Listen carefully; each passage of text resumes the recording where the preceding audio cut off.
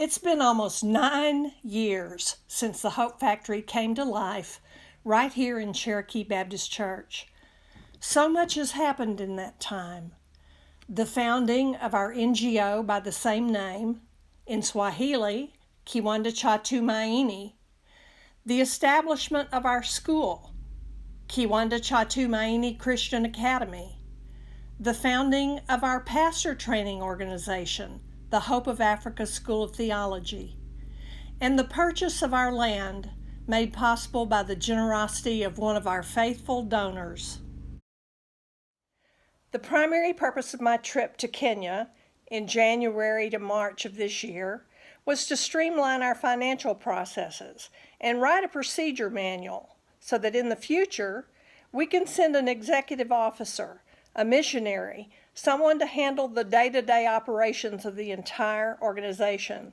It was necessary for me to walk through all the processes myself so that I could improve upon their efficiency and put it all down in writing.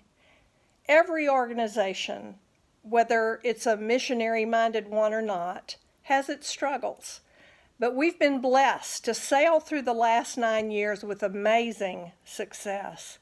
Only God could have done what we have seen happen in Kenya.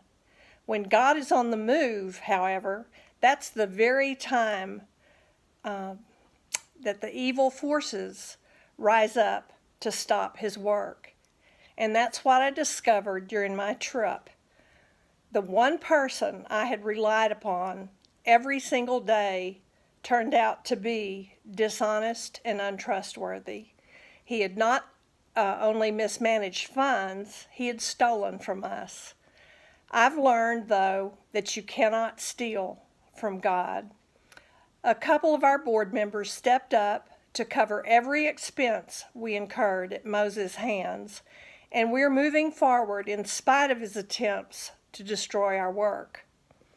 The schools in Kenya are on a January to November calendar. They've remained closed since the pandemic lockdown went into place right after I came home.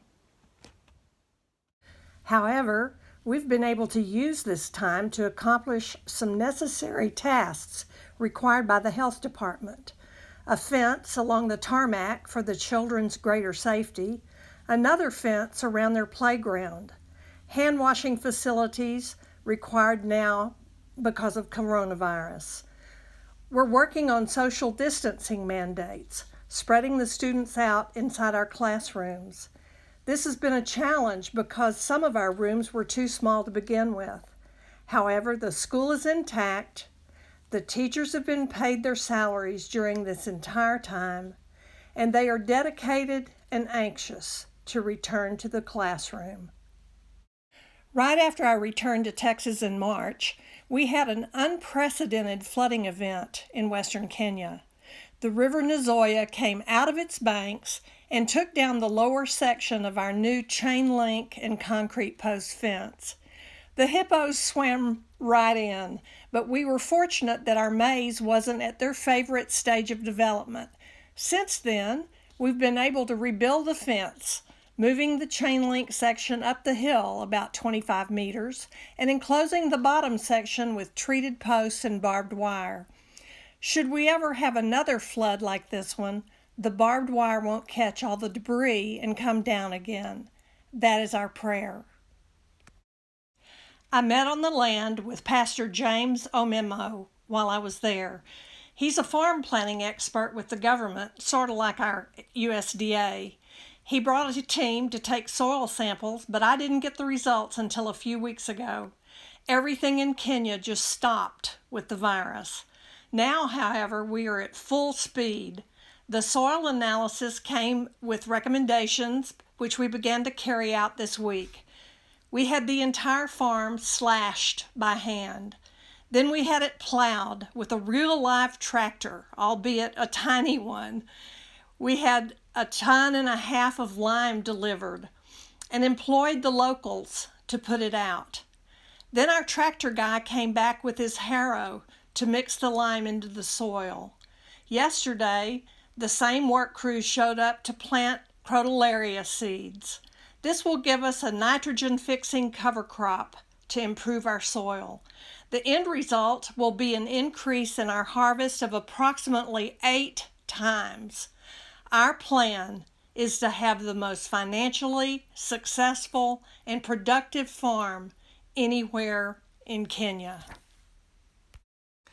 I've told you guys about Hussein, the young man who lives just outside our main gate into the farm.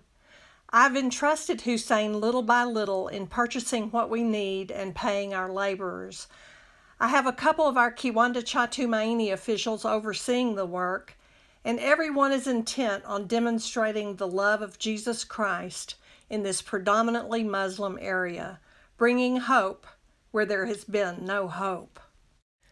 Today, September 13th, 2020, just a few hours ago, the crew from Hope Water Africa, sponsored by the Christian Relief Fund here in Texas, showed up on our farm, setting up to drill. Tomorrow, the process will begin to bring clean water to this area where there has been no clean water. What a testimony that a mission-minded church like Cherokee Baptist right here in the middle of Texas can accomplish a great work for God on the other side of the world.